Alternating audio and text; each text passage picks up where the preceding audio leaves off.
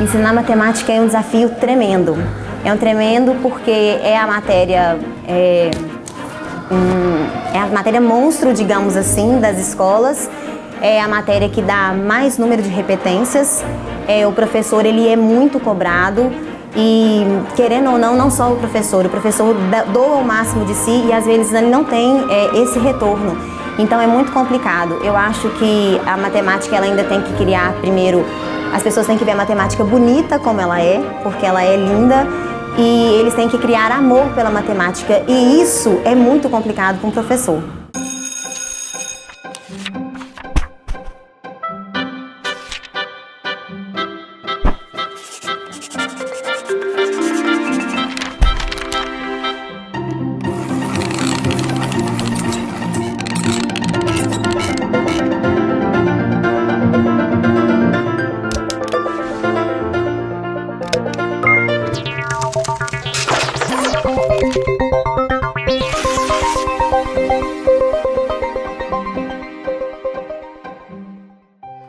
Algumas coisas na vida influenciam diretamente no futuro da gente.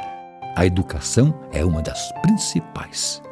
Educação de verdade a gente encontra num lugar onde é possível aprender sobre o mundo de diversas maneiras. Por isso, todo pai sonha e luta para dar ao filho a melhor educação do mundo.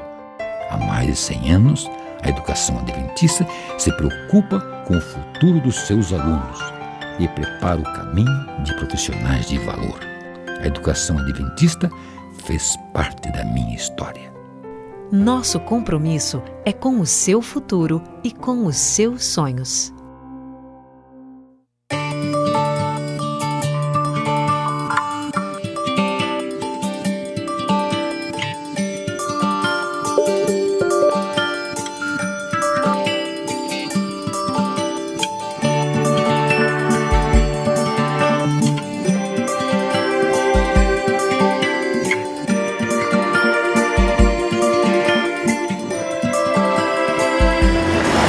Educação continua o mesmo assunto da semana passada, os problemas de aprendizagem no ensino da matemática no Brasil. O Fórum Econômico Mundial revelou esse ano que o ensino da matemática e ciência no país fica atrás da Venezuela, Colômbia, Etiópia e Camboja. Nós temos um sistema de educação que cresceu de modo brutal, tinha que crescer, porque 50 anos atrás todo mundo fala que a escola pública era muito boa e tal. Era muito boa, mas não era democrática. Era muito mais limitado. O sistema tinha que crescer. Não está errado isso. Mas cresceu sem apoio e sem um plano estratégico para esse crescimento. Então nós temos o quadro de formação dos professores que eu já mencionei, temos carreiras para os professores que são desencorajadoras. Não dá para fazer alunos interessados a partir desse material. E a gente nota isso. Nós organizamos Olimpíadas de Matemática, são um sucesso, as crianças adoram. Por quê? Adoram e participam em massa. Por quê? Os professores também gostam, porque elas são lúdicas. A matemática é uma disciplina, por que ela é difícil em todo mundo? Porque ela não é uma companheira de brincadeiras muito compreensível, ela quer que você brinque. Né? Eu gosto de dizer que assistir jogo de futebol ou novela é muito simples, você senta em frente da TV, você recebe a informação, você fica passivo. Infelizmente estamos nos tornando uma cultura cada vez mais passiva. A matemática não é assim, você tem que participar. Então, se perdeu ou nunca se desenvolveu a capacidade para, em grande escala, induzir, atrair, motivar as crianças a brincarem a matemática. A matemática é uma brincadeira, começa como sendo uma brincadeira e você vai tomando gosto e acaba virando uma brincadeira que é séria. Todos nós que optamos por ser matemáticos nos divertimos muito com o que nós fazemos, mas é claro que essa altura, de modo sério, você tem que começar atraindo. Então não temos professores formados com essa formação, com esse conhecimento, não temos escolas que induzam isso e o resultado não podia ser outro. Não há nenhuma surpresa no que nós obtemos. Existem bons exemplos, boas iniciativas, as Olimpíadas são só um exemplo disso aí. Existem outros. O que eu posso dizer é o seguinte, de cada vez que a gente organiza algo para professores ou para alunos que apele ao uso da inteligência, a reação é ótima. nós temos uma receptividade enorme. Temos uma comunidade, tanto de alunos quanto de professores, que quer isso. Eles gostam. Agora a gente tem que, país, sistema educacional nacional tem que ser capaz de oferecer isso. Foi criado um medo na cabeça dos alunos, então eles já chegam com muito medo dentro da sala de aula. Logo depois vem o não aplicar isso na vida cotidiana. Eles não veem aplicação nenhuma de nada do que eles estudam. Tirando o mais e o menos e a multiplicação que usa em troco, eles não veem utilidade nenhuma. E logo depois a gente vê um trauma de pouca base que eles têm e eles não conseguem prosseguir com o que é o objetivo nosso, que a matemática é um acúmulo de matérias. E eles não conseguem prosseguir porque eles não têm base nenhuma. Eu tento mostrar para eles que o conteúdo da matemática ele não vai ser utilizado somente no vestibular.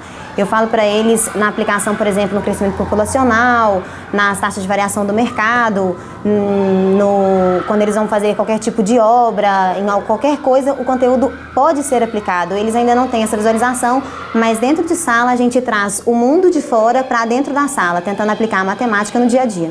Essa pergunta, por que eu vou aprender isso se não vai servir para nada, ela deveria ser levada muito a sério e ela está sendo levada muito a sério por nós, educadores matemáticos. Quando essa pergunta é feita, ela está dizendo coisas sérias, né? Ela está dizendo coisas sérias. Mas tem uma coisa também que é histórica. Quer dizer, você vem de um processo histórico que as crianças já crescem ouvindo dizer que matemática é difícil, que matemática não serve para nada, e elas vão incorporando isso até dos próprios pais. Até das pessoas adultas dizendo, né, que isso não presta. Então, uma das coisas que eu acho que são mais importantes seria a gente conscientizar as crianças de que matemática é importante, que pode ser muito útil e que é legal. O bloqueio começa em casa quando os pais não gostam. Se os pais gostam, as crianças já têm uma afinidade muito maior para gostarem. Logo depois começa no ensino fundamental, onde as professoras estão mais dedicadas a ensinar a falar, a escrever, a leitura, e querendo ou não, o ensino da matemática ele é um pouco deixado de lado, porque ele não é a prioridade. Logo depois vem que os alunos eles criam, não vem a aplicação disso no dia a dia também. Então eles de pequenos, eles começam a aprender aquilo e eles não conseguem entender por quê. Começa no pequeno, vem de casa, vai para a escola, não há o desenvolvimento, isso vai se juntando, eles não criam uma base e chega lá na frente no ensino médio, eles têm dúvidas que seriam tiradas, por exemplo, no 5º ano. Ao entrar na sala e se deparar com um quadro cheio de formas, traçados, números e mais números, os estudantes têm logo um impacto. A aula de matemática começou. E o que era para ser uma aula tranquila, muitas vezes se torna minutos de tensão.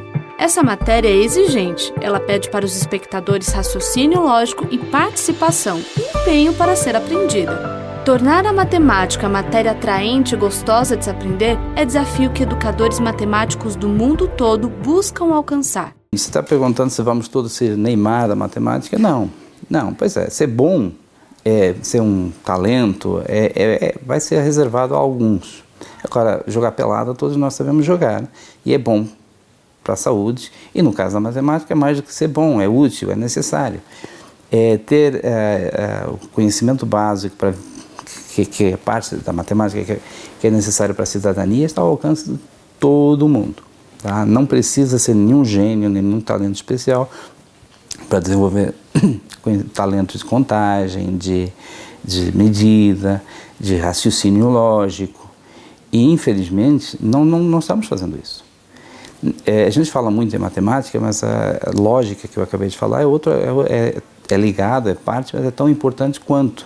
Você lê, desculpe dar uma alfinetada nos seus colegas de profissão, lê artigos no jornal e vê que erros crassos de argumentação lógica, de como é que as ideias se conectam. Enfim, isso é algo que perpassa a sociedade. E também não estamos sendo capazes de dar essa formação aos nossos alunos, e para isso não precisa ser gênio. Para chegar a ser um pesquisador em matemática é igual a ser um jogador profissional de futebol ou qualquer outra profissão, um jornalista de sucesso. Mas não é disso que a gente está falando nesse momento. Estamos falando de cidadania, do conhecimento necessário para a cidadania. Isso é o alcance de todos, absolutamente todos. Não tem, e não estamos dando esse conhecimento. Matemática pode aprender e as pessoas podem aprender muito bem matemática. É engraçado que existiram pessoas muito inteligentes que acreditavam que matemática era muito difícil. E que, por exemplo, Freud dizia que o problema da matemática era muito abstrata. Mas um pesquisador, um educador matemático brasileiro, num livro que escreveu, ele dizia, mas o Freud ele se esqueceu de que os conceitos de id, ego e superego são tão sofisticados como na matemática mais sofisticada e mais abstrata que existe, e que ele era um cara totalmente competente para falar sobre abstração, sobre pensar de maneira abstrata. Quer dizer, ele não percebeu que a questão não é abstração. A questão não é essa. Então as pessoas começam a rotular, falando que matemática é difícil por isso, por aquilo, mas na verdade eu acho que muito da dificuldade da matemática é criada pelas propostas de ensino que são feitas. Eu acho que a maior culpa de todo esse processo pode estar nos professores. Porque eu acho que os professores, eles criam também essa metodologia que a matemática é difícil e eles não conseguem despertar a curiosidade. E eu acho que a matemática, o primeiro passo é a curiosidade. Se eles descobrirem isso e eles tiverem a curiosidade de descobrir um valor, de encontrar aquilo, tudo fica mais fácil. Agora, se eles criarem regra e você tem que aplicar a regra e vai ser assim, eles não aprendem. Parece que tem umas coisas muito simples que a gente poderia fazer que poderiam surtir efeitos muito importantes. Por exemplo, desde o início você deixar muito claro para o aluno o que está acontecendo, que matemática você quer ensinar, qual é a participação dele e que isso seja feito colaborativamente. Porque olha só, se eu sou seu professor, se eu começo a ensinar matemática e se eu começo imediatamente a te criticar porque você não está aprendendo, que você não tem jeito para coisa, como muitos professores dizem, eu fico marcando que você tem dificuldade, você vai ter. Se eu não crio uma relação que é afetiva, mas uma relação afetiva de interação, e aí eu te avalio para te falar se você está apto ou não está apto, o aluno vai entendendo a regra do jogo, e aí o distanciamento vai acontecendo. Quer dizer, por isso que eu digo que existem soluções muito simples que inicialmente poderiam ser muito importantes. É você sugerir, ter claro, dizer para o aluno, gente, nós vamos aprender matemática, eu estou aqui para ajudar vocês, eu não estou aqui para ser um carrasco. Mas aí o que acontece? Você começa a ter problemas de disciplina sérios, e aí você não gerencia, aí o que você faz? Você usa a prova, por exemplo, como instrumento de relação de poder. E aí, na hora que essas coisas começam a ficar instituídas, o distanciamento acontece, porque as confianças já não são as mesmas. Parece que não, mas isso vai interferir em todo o processo. Nós trabalhamos hoje, sabe que uma das coisas mais simples que as pesquisas têm indicado para a gente? É que uma das coisas mais importantes para aprender é que as pessoas falem.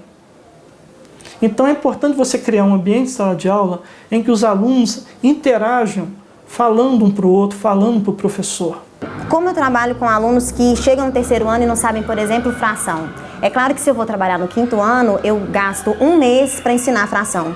Quando eu chego no segundo ano do ensino médio e eu tenho um aluno que não sabe fração, eu dou para ele em 5 minutos tudo que eu daria em um mês.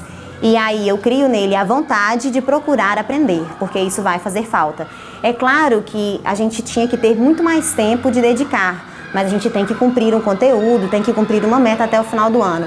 Então, tudo está na curiosidade. Eu venho, eu revejo com ele o pouco, o básico e incentivo ele a procurar para ele alcançar o nível da turma. Um bom ensino acontece quando alunos e professores criam um canal de comunicação eficiente. A abertura para esse relacionamento dentro da escola forma um ambiente sincero para o aprendizado. As escolas devem proporcionar encontros e oferecer oportunidades para que esse envolvimento possa ser maior. Além de criar vínculos, as dificuldades dos estudantes podem ser abertamente resolvidas. Com relação às aulas de matemática, a gente sempre tem algumas ressalvas com relação à matéria, principalmente os alunos. Alguns têm muita dificuldade, alguns não gostam da matéria, alguns têm um preconceito com a matéria e nós temos procurado mudar essa história aqui dentro da escola. E essas mudanças elas têm acontecido desde o profissional, né, o professor da matéria, que faz uma diferença também, até a metodologia. Então, a forma como é passado o conteúdo da matemática para o aluno também faz uma diferença na questão da aprendizagem. E uma das coisas que a gente procura mudar é dar para eles novas oportunidades de ver a matemática de uma forma diferente. O preparatório, ele é um projeto da escola aberto para alunos aí do 4º e 5º ano, do 8º e do 9º ano.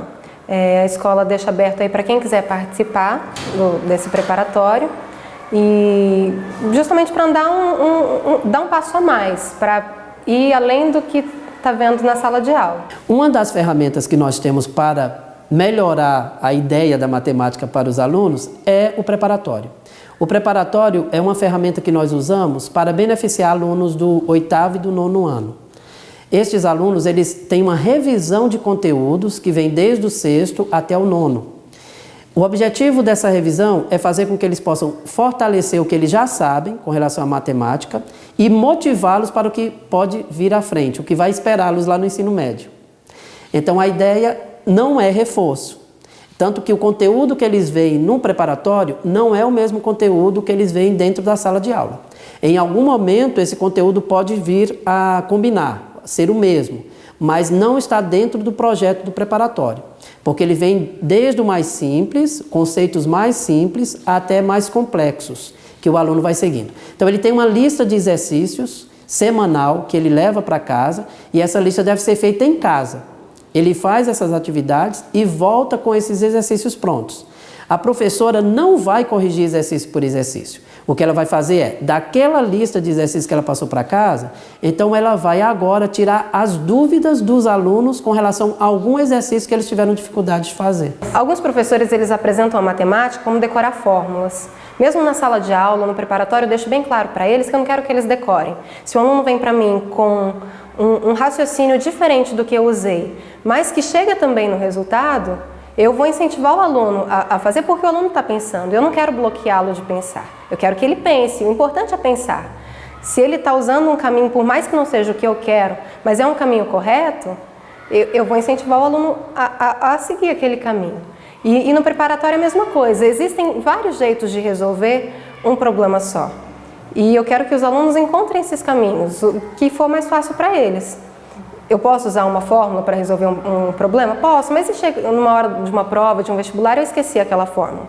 Se chego numa situação do dia a dia, eu não lembro aquela fórmula. Mas eu sei resolver usando um raciocínio lógico, eu sei usar um outro caminho. Eu acredito que isso é mais importante do que só aprender o conteúdo, só decorar o que está pedindo ali. O ensino da matemática no Brasil ainda tem um longo trajeto a ser percorrido até que alcance um nível satisfatório. E nesse caminho, alguns elementos devem ser repensados. Em algumas situações, as didáticas usadas em sala de aula devem ser reavaliadas. Quem sabe, o professor de matemática deve ser mais aberto aos questionamentos dos alunos. Mas o importante mesmo é que cada educador matemático e administrador escolar reflitam sobre a qualidade do ensino que está oferecendo. O que eu acho que falta? Primeiro, a escola tem que sentar, ela tem que ter um projeto pedagógico. Isso é a coisa mais importante. A escola tem que assumir, porque aí todos os professores eles assumem que eles participam daquele processo. Sabe por quê? O que tem na prática? Existe um projeto pedagógico escrito. Aí tem um professor, por exemplo, de matemática do 7º ano. Ele entra em sala de aula para lecionar.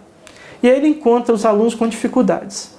E aí, em vez dele pensar como é que eu soluciono essas dificuldades, mesmo porque eu posso garantir você que os professores não são formados de matemática para atacar os problemas de dificuldade de aprendizagem que os alunos têm, isso é uma deficiência,